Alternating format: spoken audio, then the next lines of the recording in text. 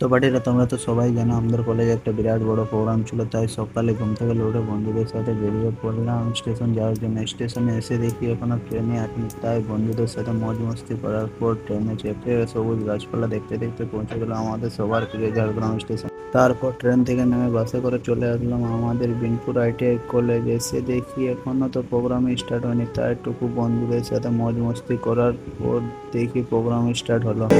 जो तुझको ना पाऊं बातों में तेरी मैं रात में पाऊं होठों पे लोहा लोहा है नाम तेरा है तुझको ही गाऊं मैं तुझको पुकारूं